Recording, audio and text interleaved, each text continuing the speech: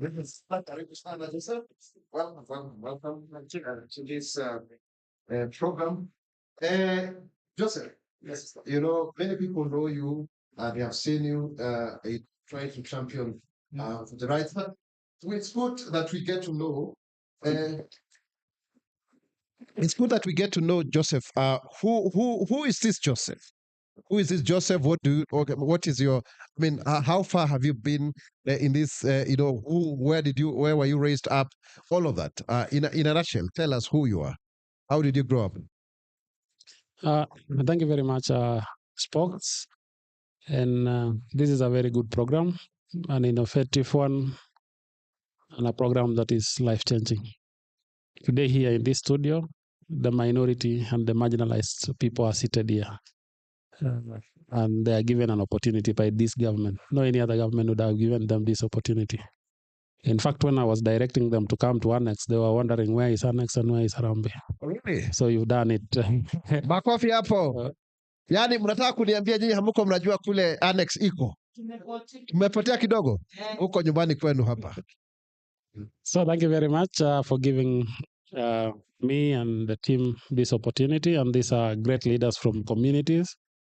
They are not from my office, as people think. These are actually grassroots leaders. They are leaders of communities, different communities that are here today. So we really grateful for that opportunity. So who is Josephat Lowoi? Josephat Lowoi is Amezaliwa wapi? Ametoka wapi? Up to where you are today. Thank you very much. Josephat Lowoi was born 39 and a half years ago in a small village. You are very young, 39 and a half. In a village in Turkana, and later my parents moved to Wasingishu. And they came to Wasingishu in search of greener pastures. And greener pastures for pastoralists is looking after cattle of other people, not yours. And they found greener pastures all across Wasingishu, Kitale. Then they came to Wasingishu, and that is where I grew up. My parents all through lived in people's bomas from when I was in primary up to the time I was finishing my university level in Moiben. My parents have lived as squatters all their life. I'm the one who bought them the first land, the first piece of land when I got out of the university and got a job with a lumbering farm. Makofi hapo. And from pastoralist to owning some piece of land in Wasingishu. Yes, in Wasingishu. Then I went to a primary school called Kapsoyo Primary in Elgeyo Marakwet County. Then to a secondary school in Wasingishu called Socio. I had very good marks in my primary. I was called to St. Patrick's, but I could not join St. Patrick's. Wow, St. Patrick Iten, eh? Yes, but I had to go to a day school called Socio. Because of lack of school fees? Yes. Oh. But I managed. I went to a university. I went to Moi. I did my degree in Moi, and immediately What area of specialization? I did bachelor's in human resource management. Okay, so you know how to manage people. Yes. Wow. That is why I'm managing the minority and marginalized communities. And when I finished, what made you do human resource before we got to we continue with the story? What motivated? Because people sometimes they want to be teachers, they want to be lawyers, they want to be doctors. You did HR. I've been a people's person, as I can tell you this, and you can prove as a fact. Since I was in standard 1, all through to my university level, I've been a leader in all my classes. From class 1 all through, I was the captain of my primary, captain of my secondary, and the students leader during my time. Makofi. There is no class I've stayed without being a leader. So I've been just a leader throughout, and learning more on how to manage people makes it even more sweeter and better. In the year 2013, I was working with timber factory. As I started by the when I was still in university, I would come home during the long holidays and go to a farm called Elgeyo Sawmills. I would work there as a watchman to raise my fees. And when I finished, I was given direct a job to be the assistant general manager of that company. I did very well for only a year. Then my neighbors at a place called Kablolo identified my skill, and they came to me in 2013 and asked me to stand for a seat. So they actually gave you an opportunity to be their leader. Yes, they gave me an opportunity to be their leader. And at that time, I remember I'm 100% Turkana, father and mother. Even up to this time, my father cannot talk to you in fluent Swahili.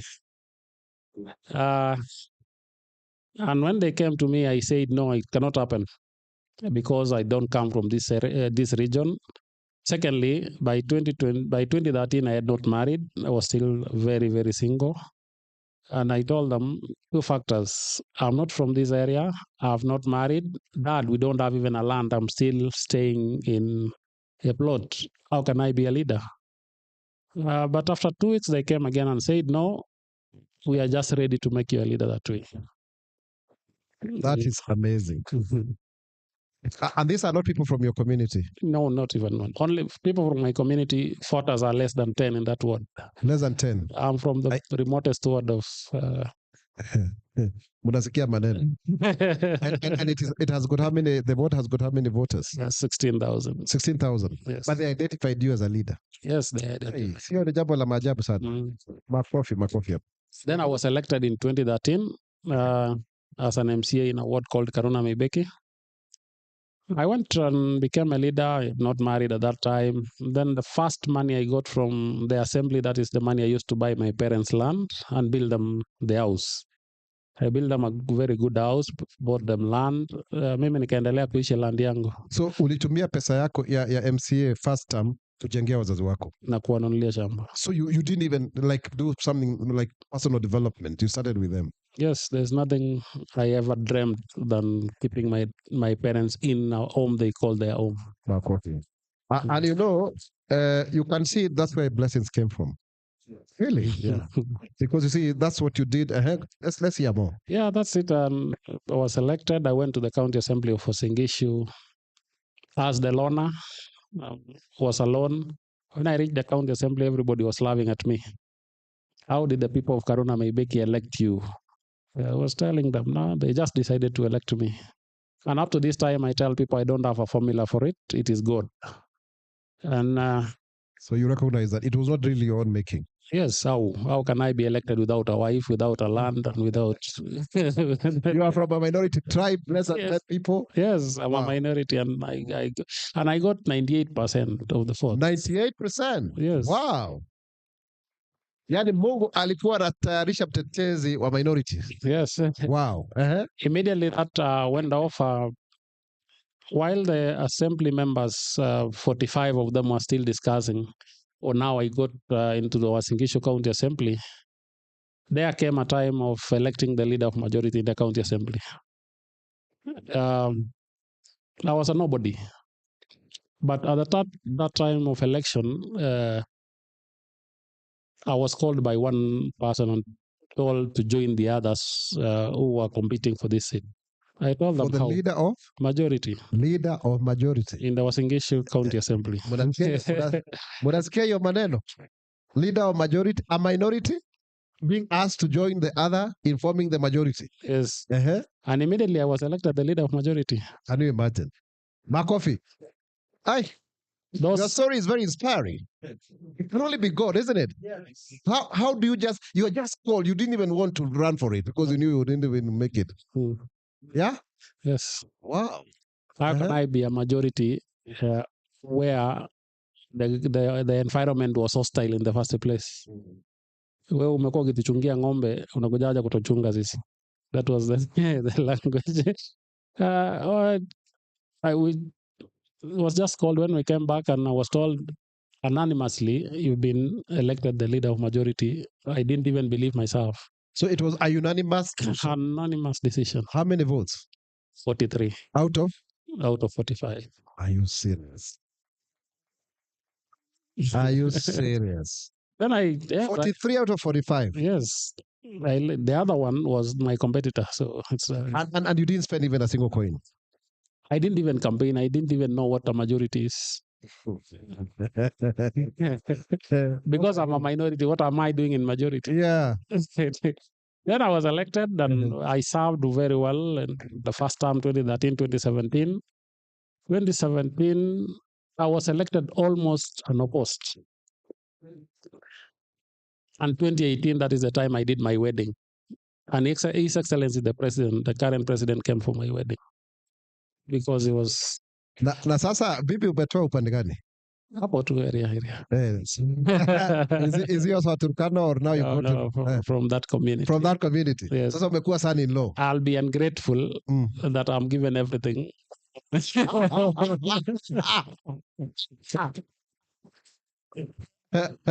Oh my goodness, that's extremely amazing, isn't it? That's absolutely amazing. Now, you've been re-elected. The president has attended your wedding. So how did he come to know you? How did you get to be connected with the president when he was deputy? When we were doing the county leadership meetings and he was the deputy president, every other time we were called as the MCAs, obviously being the leader of majority, I would take the lead.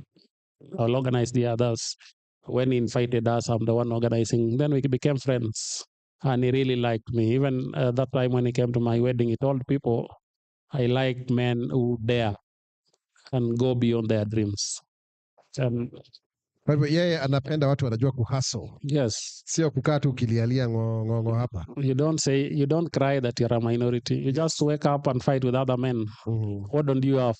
What they have, you have.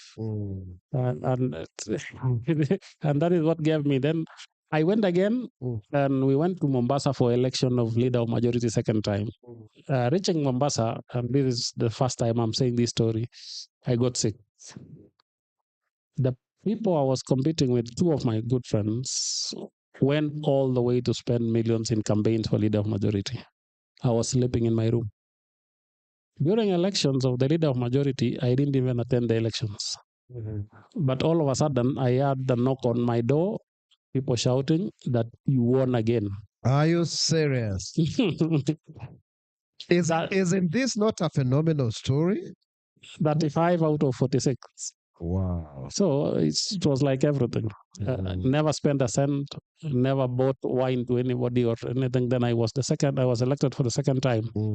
And the goodness, well, while speaking here, I have one of the members of our community who can attest to the story. So that I'm not lying. Wow. When I was elected, I served. And 2017, it became what it became. And I was appointed to be the head of minority and marginalized affairs. So in 2017, you didn't make it to the county assembly? No, I didn't make it to this time round. Yes. Wow. And then out of that now, how did you end up now being appointed as the leader of the come and actually really start, from scratch, the minorities unit at the executive office of the president? The same thing happened. I was at home immediately after the elections. Mandago was my governor. I was elected senator. Then he called me to be his manager, general manager in the office, the Senate office.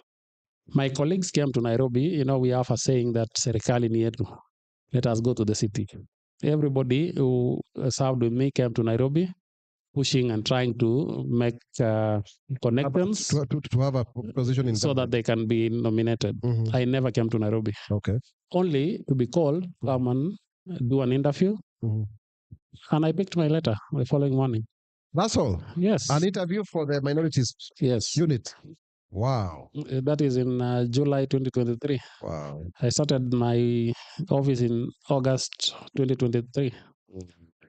And within that very short time, I met with the people from the minority communities who are very passionate about this. We pushed things and we planned for the first International Minority Day in that 2023, December. In Bonga. 4 months in Bonga. And it was a great day. I think now let's come to the minorities unit. Where did you pick it up from? Did it exist before, and what have you been able to do so far? Can give us that history in the next 5 or so minutes. Thank you very much. When I came in, I had not heard about the minority unit, but when I came, I got the history that this office existed in the deputy president's office. I think there was a person I used to see called Lempaka. Lembaka was Yeah, the leader yeah, of the office. yeah. Then when I came, I even looked for him. We sat down, was trying to understand what is this thing? What is this animal? How can it be? How can I craft myself and make sure that this? We talked, and obvious everybody would want to show you that he's the only pro around. Uh, I had a big and a strong support from the national caucus of the minorities. I called them. We sat down. They questioned me, and I told them, "Me, I'm here to work. The president has asked me to go and make it work." And that is where we picked it from. Without structures, without everything, we started from zero. We got an office, a small office, we pushed, and you know the story. We even had no staff, we had no space, we had no budget. We pushed it, and the executive order that came in 2023 was the first breakthrough. It removed us from being a desk and placed us in the executive order number 2 of 2023. And that is where we The one for 1st of November 2023. yes, and that is where we got our own. We started from there. We now made a structure, took it to PSC, a lot of lobbying. Finally, it was approved. Then we got the staff from the same PSC. And we've built this office from scratch. Now we can tell you that as we celebrate the International Minorities Day tomorrow, because we've done the International Minorities Day, this is the that time. This is that edition. The first one was in Bomas, the second one was in Bomas. And this one is happening in State House. Even the majority communities have never celebrated in State House. So, but before we come to the days, tell us how you've been able to build the office, because it's not very easy to build an office from scratch with nothing, no budget, no nothing. Uh, when you're favored, when you have God's favor, everything just moves. You don't need to put a lot of effort. You don't put effort. You just make sure that you are a team player. You listen even to the sweeper. When they tell you that this is wrong, just listen to them.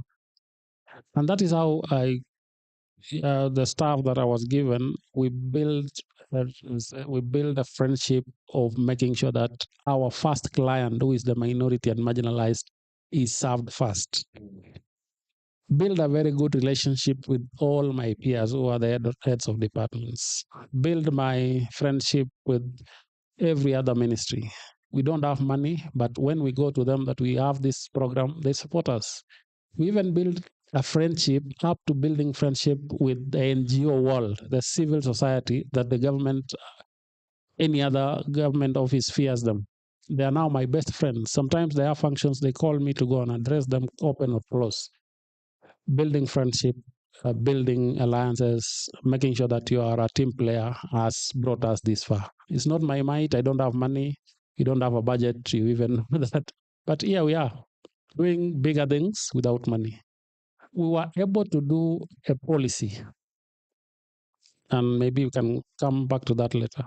Maybe before we come to the policy, Josephat. So now you have a staff complement of how many people?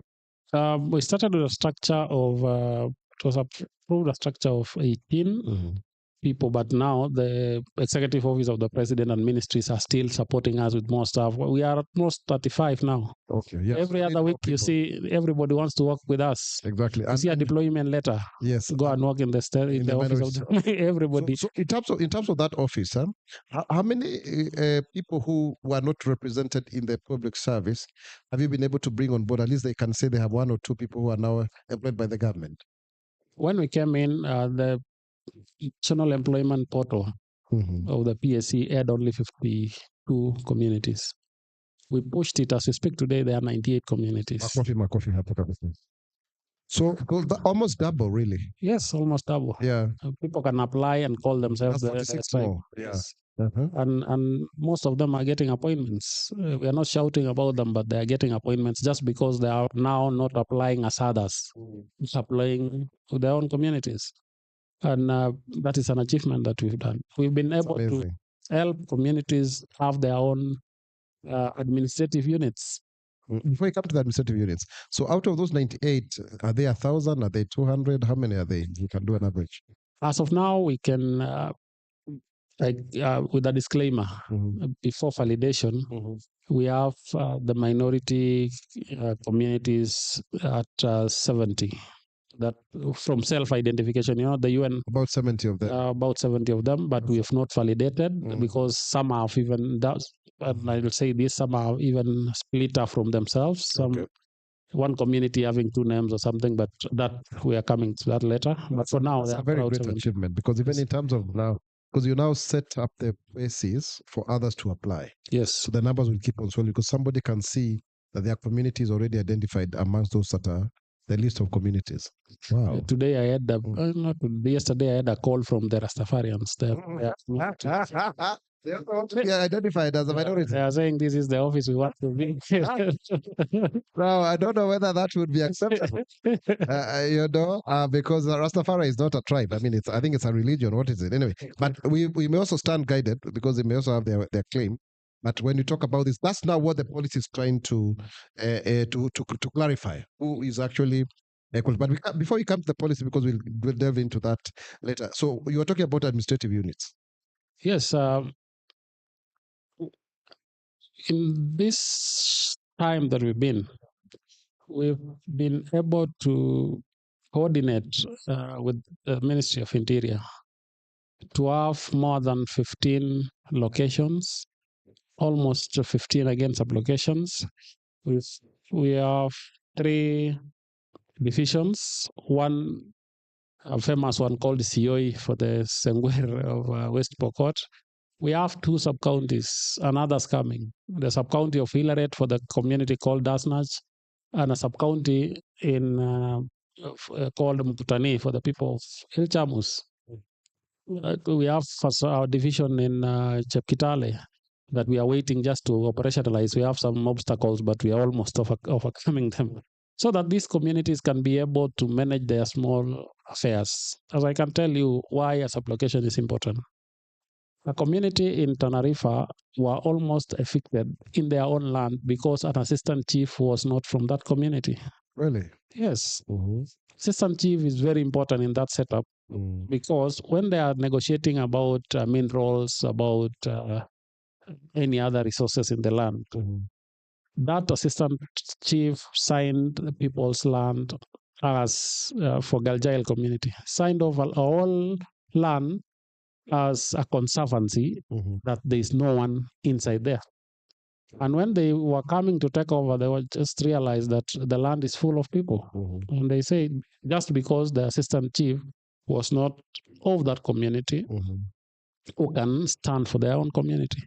I know we have a problem. The smaller communities are always in conflict with the larger communities.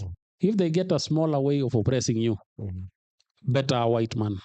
The black man oppression is the worst. Oh my goodness! So that is quite profound, huh? Yes. They are even more, oppressive than the colonialists. Yes, that's what I've seen since I came to this office. That a black man gets an opportunity to oppress you, he'll make sure that he oppresses you to the dust. Interesting. Now let's now.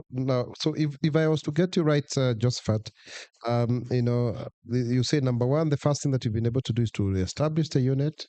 I have about 35 members of staff, been able to fundraise to have enough, not enough, but at least monies that have made you to keep going. You've celebrated, this is the 3rd celebration happening at State House. You've also been able to have about 70 to be confirmed, but 70 persons are now employed under the Public Service Commission. And most profoundly is to raise the categorization of tribes from 52 to 98, and also now the administrative units. That's really, really commendable. Let's clap for that. These are very great, milestones. From a unit that you started out alone. Did you have any staff, or just you yourself? I was alone. I was just a bandit. But I'm sure the skills of you being a leader majority and member of county assembly and honorable member, legislator, have really come in handy. Yes, and me being the prefect of a school, or an head boy of a school, or a principal of a school all my life have grounded me into a leadership. So you were head boy at primary and secondary school? Both. Wow. No class I've ever have ever been led. And you're also the best KCP student. Yes. Why? Makofi hapo. And by the way, and I was able to join a university from a day school. From a day school. Can you imagine? I mean, by the way, Lowoi just fat. Some of those things we share a lot with you. So that shows you that the president knows how to identify great talent. Na ndio tunasema tuko kwa Sema na Spox. Sema na Spox. Sema na Spox. Now we are taking a break. And when we come back, we now delve deeper into the policy. Keep it right here. It's great conversation as you speak to your government. Makofi hapo.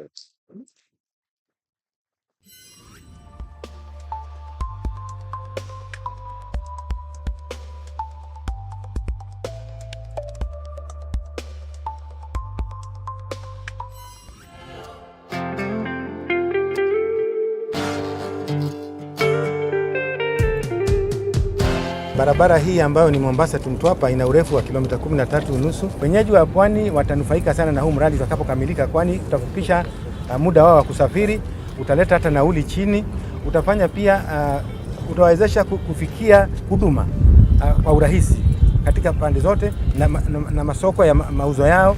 Pia itafungua nafasi ya watalii sana kuja, kwani itakuwa ni rahisi kuja na kutembea ufuo huu wa bahari wa pwani na kufurahia mandhari na mambo mengine yaliyo mengi. Nimejoin kazi kutoka mwaka jana mwezi wa 6 na amenifaidisha na biashara, kipato ninapata na saidia familia.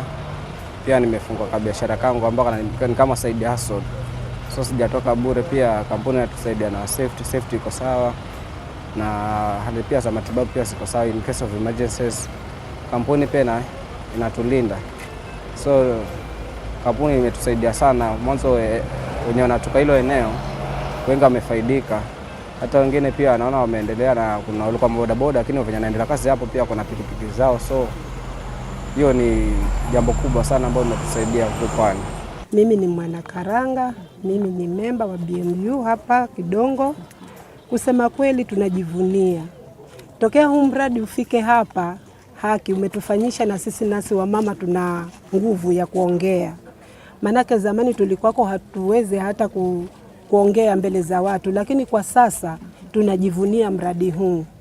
At least tunaweza kuja hapa na vyakula vyetu. Tokea mradi wanze tunauza vyakula, chapati, maharagwe, chai, mahamri, wanakuja tunawauzia na tunapata riziki. The project is currently in 8 months time elapsed, and we are currently working on the finishes. The scope of the work, it entails a modern fish landing site. We have the fish mending gears. We have the BMU office that we are doing. We also have, as you can see in front there, we have the social hall that is currently ongoing. Mradi huu kweli ninaona ni mradi mzuri, utatufaidisha. Hasa tukiangalia huku tunaona majengo mazuri, na yale majengo yale ni kwamba sisi wa mama Karanga hatutabaki nyuma, na sisi pia tutapata nafasi ya kuwa tunaweza kukaranga samaki. At least watu wakitoka kwa land side, wakitoka deep sea wanakuja, na wao pia na waweze kupata chakula kiko tayari. Niko hapa Mvindeni, mimi najikabidhi na hii kazi yangu ya kupika napikia mafundi wetu hapa, na ni kitu ambacho kimenipa moyo. Sasa hii naweza kamali nikajiamini kama mwanamke, naweza tengeneza pesa, naweza fanya kazi. Kwa hiyo nafurahi na naomba Mungu atusaidie soko letu izidi kwa kubwa, na sisi tuzidi kunufaika. Imenisaidia, nilipofungua hapa nilikuwa napika hata nusu kilo lakini sasa hii nashukuru, napanda na nitazidi kupanda na imani. Kwa hiyo nimeshukuru kwa huu mradi kuja huku kwetu, na naomba Mungu tuzidi kupata miradi mingine tofauti. Wanawake wote wanajisimamia na kujisaidia katika maisha yao. Nimefurahi sana. Kwa hiyo jumba tumejengewa mpya, tutapata mahali pa kuweka vitu zetu, pale tunauza, mvua haitatunyeshea. Tumejengewa meza ambapo itatuwezesha kuweka mali zetu vizuri, pale tunaweza nyesha watoto. Kuna store pia ya kupanga mizigo, tumepiga asante. kwa government na watu wetu waliotusaidia. Asanteni sana. Hapo nyuma tulikuwa tunavunjika mioyo sana, kwa sababu tunapata wakati wa msimu mzuri tunapata mali ya kutosha ama samaki wa kutosha, lakini baadaye mwisho wa siku inaishia kuwa wale samaki wanaharibika. Na kusharibika namna ile, mvuvi huwa anavunjika moyo kwenda kutafuta tena wale samaki, kwa sababu hakuna mahali pa kustore. Lakini na imani hii ikiwa tayari na ikiwa tuko na mahali pakubwa kufanya storage, tutakuwa tuna manufaa, tutauza ile bei tunayotaka, kwa sababu saa hii ama kabla huu mradi ama ile storage kuwa tayari, ukipata ile mali ikishaanza kuharibika unatupa bei ya kusukuma, sio bei ambayo itakunufaisha. Lakini na imani tulikuwa tumehifadhi vizuri na wako mali bado iko sawa sawa, tutaweza kuuza kwa bei ile ambayo unataka mwenyewe, na hapo ndio manufaa ya mvuvi itatokezea.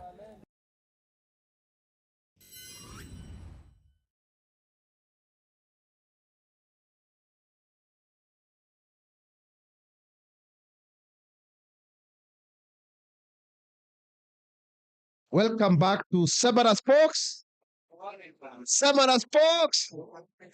Now we are back to the second segment of Sema Spox, and now we are going to go into deeply into the International Day, and we'll ask you, Mr. Josephat Loboy, what are the international trends when it comes to the issues of minorities?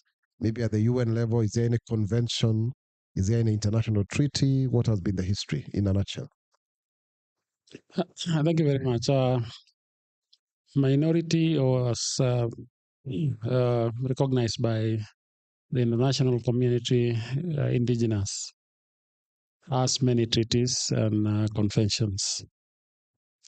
And I was reading some times back that we have more than 7.2 billion minorities all across the world.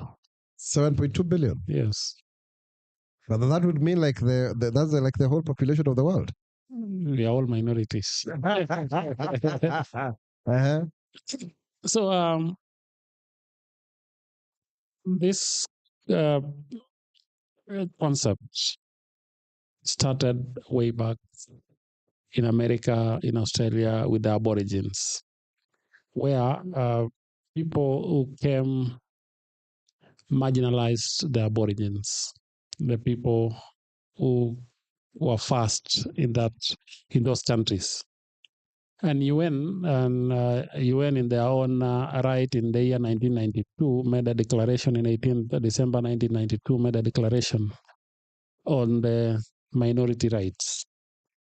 And that was a declaration to recognize the minority rights and make sure they are protected and promoted all across the world. We have other treaties like the UN DRIP, where issues of minorities are safeguarded all across, and many more instruments of international instruments up to including regional instruments. Maybe you can mention some of them, those international instruments. That's what I've said. The UN DRIP, we have UNCCC. The UNCCC, what does this stand for? UN Convention for the... Okay. Mm-hmm. It's a very long one. Mm-hmm. Then we have the ILO 169 that speaks directly to the issues of indigenous, minority, and marginalized communities in our context. The same UN, not UNAU, the regional one, have all the declarations on human and people's rights. Mm-hmm. Then we come to the country, where our constitution, Article 100, Article 56, Article 27, and the definitions of Article 260 all speak about these communities and how they should be protected and not discriminated. So before the 2010 Constitution, was there any formal, normative framework for the minorities in Kenya? No, there was not. But the civil society were just fighting on their own. They had no structure. It was just on their own. But the late President Moi, on his own volition, made quite a number of recognizing the smaller communities and gave them administrative units up to constituencies. Warrior were diminishing and they were given a constituency. Same with Suba, and that is how they were nurtured, and that is how President Moi thrived more from the minorities. Moi had no support of the bigger communities, but the minorities stood with him all through and the marginalized, and he led for 24 years because he could identify with them. With the minorities. Yes. So there's the political capital there for any would-be politician at the national level. But let's come closer to when you talk about the 2010 constitution. I see organizations like SEDMAC, SEDMIRIDE, Endorois communities. I happen to have been part of them under Uraya, in the civic education program. What milestone had they made to ensure that these issues were included in the constitution? Maybe some brief history about that, because it is always good to know who has fought before, where we are before. Just like, for example, before Barack Obama, there was Jesse Jackson. Before Jesse Jackson, there was Martin Luther King Jr., and you can go on and on and on. So, what was the history around that agitation from the civil society, as you may have alluded to? Thank you very much. The civil society is the mother of these articles in the Constitution. Because before the 2010 Constitution, there was a disconnect between the communities fighting for the minority rights structured. Maybe there was small recognition, which was piecemeal, and it was like tokenism. I give you when I feel like, and I don't give you when I don't. But this civil society fought hard all through. And when it came to the Constitution 2010 making, they made sure that they had a consortium. They had even a secretariat in Semirite to fight for these articles to be included in the Constitution. And they made sure that many articles, today the issues minority and marginalized are spoken many times in the Constitution, almost even beating other articles, because if you start from Article 2, B, all through coming up and to 260, the definitions, minority and marginalized groups, is because these groups have been fighting, and when they got a chance to make sure that it is documented, it is in our document, they pushed it through. Semiride was a secretariat during that time, and many more. Mpido is there, Ilepa is there, the GIEC people's OPDP is there. There's another one, Chepkitale Association. So there was been a movement, and at that time, the goodness is that they were supported by the international communities, because at that time they could get money to civic educate people and even do advocacy, very strong ones. Unlike today, that many of these big organizations like Semiride are kind of going down. They fought hard and made sure that we got the minority and marginalized community got an independence by making sure that this article was included in the Constitution. Today, my office is part of the gains of this civil society. If it was not for them, nobody would have just thought that we task the government and mandate the government under Article 56 to have affirmative actions towards these communities. Makofi hapo. So how many minority people are they? What is the estimate in terms of numbers? Because you see, politics is a game of numbers. 6.5 million in population, almost 2.5 million votes if we have to go political. Makofi hapo. So you cannot ignore 2.5 million votes. That's quite a bit. That's a huge constituency there. Now, maybe I want to come closer to the president himself. You see him starting the same unit when he was deputy president, and making sure that it's within his office when he becomes president. What do you have to talk about his support towards the minorities in Kenya, ethnic minorities? President is passionate about this, and he's been doing it. Even Semirite, if you see the former boss of Semirite, appears today. Who is this? He's Singwai. So Singwai is actually a minority. No, if we, I can't say it, I cannot ascribe to it affirmatively. But because he was a lawyer and who fought to many cases, like the Endorois case. The Endorois case, but also, by the way, before we forget, we send our most sincere condolences. He lost his father. May his soul rest in peace. I think he was being buried today. He fought for the Nubian case. He fought for the Endorois case. He's part of the GIEC case. So he's been on these movements all through. And at the same time, he was still the lawyer, the deputy president when he was the deputy president. The deputy president has been passionate about these issues of minority and marginalized. And that is why he started it in his office, in his own office while he was the deputy president. albeit passing all the challenges that he was passing at that time, but he stood in that office. When he came back, we thought, many minority and marginalized communities thought that that office is gone. Only to hear that again, the office has been revived and now in the office of the president. Okay, makofi hapo kabisa.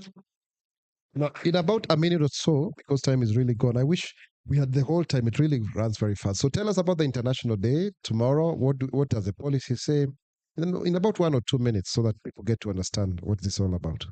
Minority Rights Day, as I said earlier, is an international day, it's a UN day that was declared in 1992, 18th of December. And in 2023, December 18th, it is the first day Kenya celebrated after 32 years. And the president, the first one, when he sent a speech through PCS, through the PCS, declared that day annual. That is the love the president has for these communities. It is now an annual day. It's one of the days that we should and we must celebrate.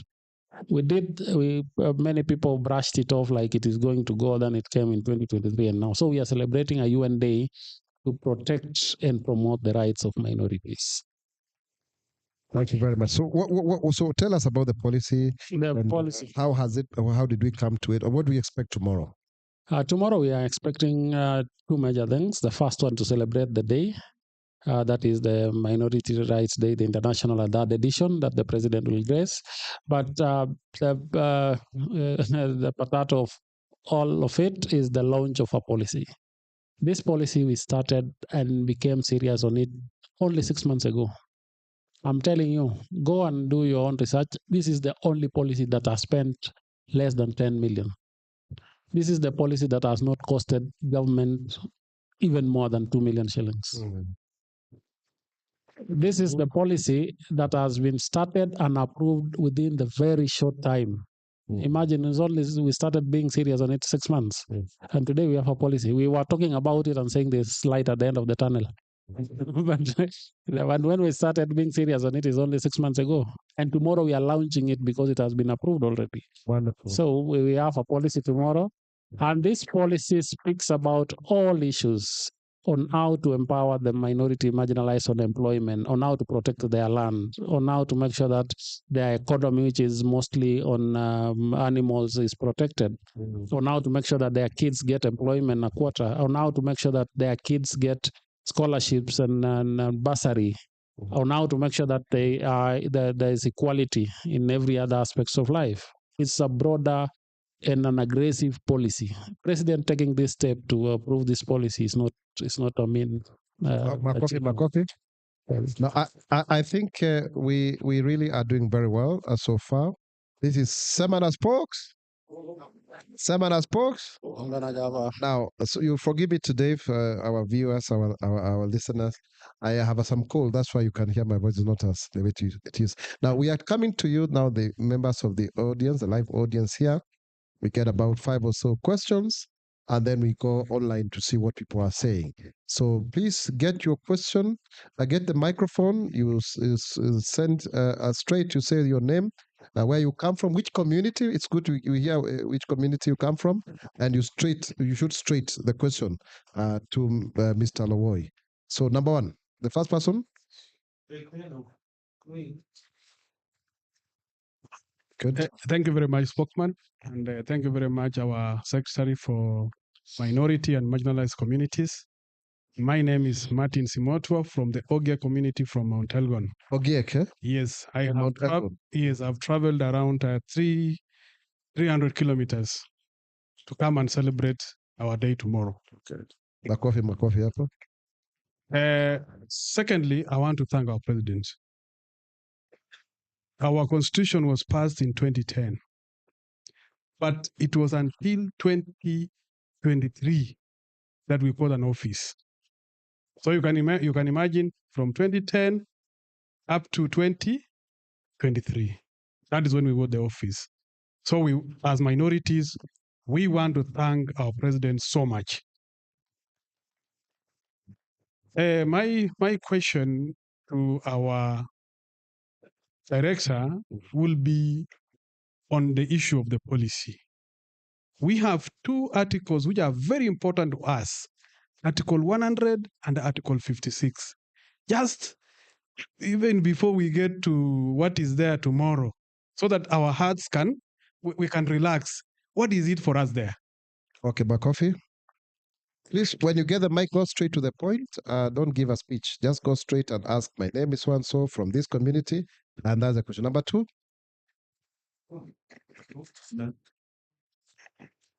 Let me take it. Oh, pass it on. I think there's somebody at the back. Please, let's be well coordinated. We seem not to be very coordinated in terms of who is asking questions. Yeah, please. Good. Go ahead. Please stand up.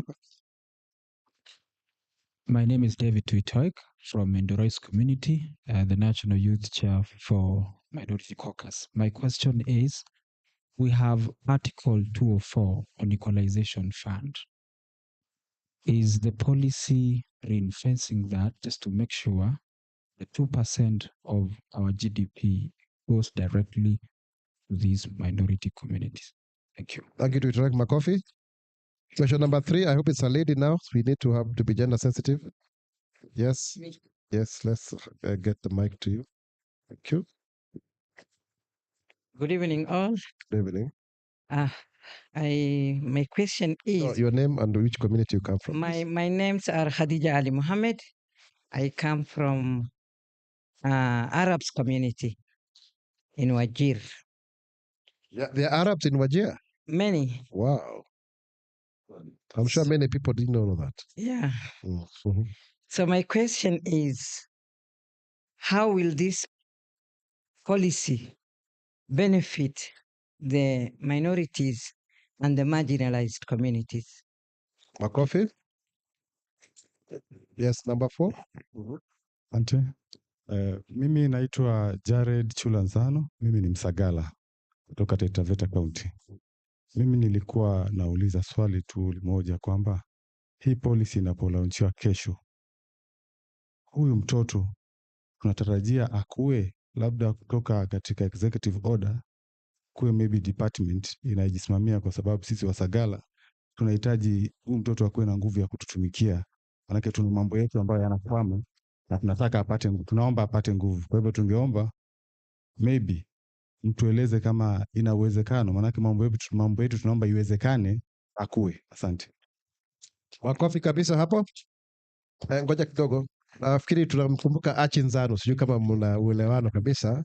Ilikuwa very famous. Tuende kwenye social media kwa sababu ya muda. Mike, tafadhali. Muda umeyoyoma sana. We have a few questions directed to Honorable Josephat Luoy. The first question is, how does the Minorities and Marginalized Affairs Unit support education? The second question, does the Minorities and Marginalized Affairs Unit collaborate with other government agencies? That is from Sharon from Mount Elgon. The third question, how does the Minorities and Marginalized Affairs Unit celebrate International Minorities Rights Day? That is Omondi from Migori County. The fourth question, do you work with NGOs and international partners? The fifth question, how can the public support the marginalized communities? That is from Joseph from Kuresoi North. The last question, how does this unit promote economic empowerment among the minorities and marginalized community? Thank you. Makofi. So, Mr. Lawai, you have only about 4 or 5 minutes to answer. The floor is yours. Thank you very much. I'll just run through the questions very fast. The policy addresses the issues in Article 56 because Article 56 is in the Constitution, but it was not actioned, it was not implementable. So this policy is actually to implement Article 56 on affirmative action. And affirmative action cuts across education, economic activities, infrastructure, water, health, all across the other departments. So we are activating and implementing Article 56 in that constitution. Article 100 is actually call on Parliament to legislate on the nomination process of members of the minority and marginalized community into Parliament, that is Senate and Parliament. We, as we've done in this, with the goodwill of the President, are going to push for that. to see how far it goes. It is in the policy, but we have to lobby. That is a lobbying process because it has to be done by the parliament. And I just want to say that we have started drafting a bill for this purpose, so minority and marginalized. And it is already it went for public participation, it was validated. So we are starting the process of making sure that it comes into parliament and it is approved, and that will implement Article 100. So in Article 204 speaks about the equalization fund. The constitution gave 14 counties, but as we speak today, it has gone to almost 34 counties. It has been mutilated, and it is not again serving the purpose. So this policy actually wants to bring sense back to that, even if it has gone to all the other counties. But let us put money to where these marginalized and minority communities are, and give them give them a chance to decide what they want money to do. Because sometimes you give them money and again dictate on what the money should do. They should be given the chance to agree. Do we need water or do we need school?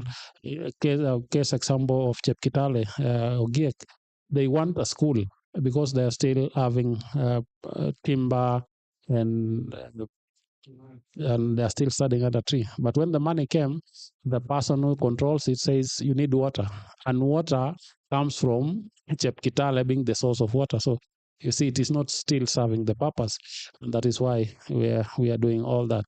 So if this department is going to grow beyond here, the person who has allowed us to have the office, allowed us to have the policy, still has the goodwill to make sure that this baby grows to a level of even chewing and eating and looking for the bone marrow. We are going to grow because the father of this is the father of this country. So we are going to grow, and nobody should. Helping the minorities, this policy has addressed a lot of issues about education, about affirmative action. And we've proposed that we have special bursaries, special scholarships, special employment slots, quota for even during employment of KDF, police, and everything. So that is the benefit these people who minority and marginalized are going to get. Are we coordinating with other agencies? Yes. The office I'm in now is not an implementing agency, it is a coordinating agency. So we have to coordinate with all the other departments to make sure that we give service to wananchi and all across the departments and even the people. This office is working with the people, yes. The people is our food day to day. We move across this country because we are working with the people. We are collaborating with the people. Are the people going to help the marginalized communities? Yes. If the communities are going to wake up and say, allocate money to where it is marginalized, give rights to the people who are marginalized, then the government does not need to do a lot. Those communities can really solve the problem of these communities if they agree to work and help these communities. So we call upon also them to make sure that that is done. So those are the issues that are cutting all across. Minority issues cut all across. In this government, in terms of senior appointments, how are we doing as a government in terms of the minority groups? For me, statistically, I can say we are doing good. Today we have PSS, we have even a CS. Though, sometimes when we reach my level, you don't want to say you are from that corner, but we are doing very good. This government has, just imagine, for the first time, person from a marginalized community in Turkana will be announcing the presidential winner in 2020. Makofi, So it is us introducing the president of the majority to the world. So that is an achievement, and many more things that the president has done. Actually, I met Esekon way back in 2009 when he was working for the NGO sector. Yeah, it's amazing that he's risen that much. But before, maybe we can one question, only him alone because of time. Yeah, only because he has been really raising his hand. It's the last question because we don't have time. Please, where is the mic? Good. Over to you. So your name and where you come from. Thank you, Your Honorable. The Gava, Sema now. Sema na Spox, yeah. Sema na Spox. First thing I want to thank you, Loi, for the work he has done to this far. He's doing good to us. minority need more. There are burning questions that minority are asking every day. Your name and your question, please. My name is Houghton Nyoka. From which community? From the Pare community. Wapare. Yes. My question is, most of minority have common problem. And one of the bigger problem is recognition. They don't have tribe code. They are not recognized. They miss many services of the government. Moreover, they are here in good numbers coming to State House. We expect, and we have others who are going to, as petition, the parliament has already passed, like the Pare and others. Tomorrow, we expect the president to give many tribe of marginal community their court or recognition as a reward. Thank you. Makofi. Thank you very much. I think Mr. Loy, Honorable, give us an answer to that and your closing remarks. Thank you very much. In like 20 seconds. Thank you very much. The president, I'll not anticipate what my boss will be saying tomorrow. What I know, he'll launch the policy. And in the policy, we have mechanisms of making sure that community gets codes. So we have a process that we've put in the policy that now we are going to formally engage in giving the community codes. I understand that is the common problem and we are going to run with it. My closing remarks is that for us to be a first country, we need to recognize the 25% of this country. You know, minority and marginalized all the 75% of the landmass of Kenya. They all 78% of the animals you hit, the meat you hit here of Kajiado, where is coming from these communities. They hold all the parks, all the conservancies.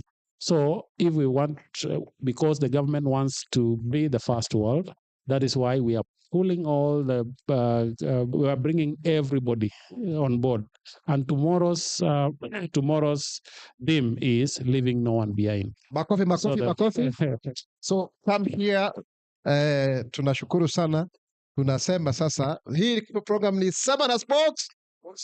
Sema na Spox. Bonga na Gava. Tunasema mimi ni Mkenya mzalendo.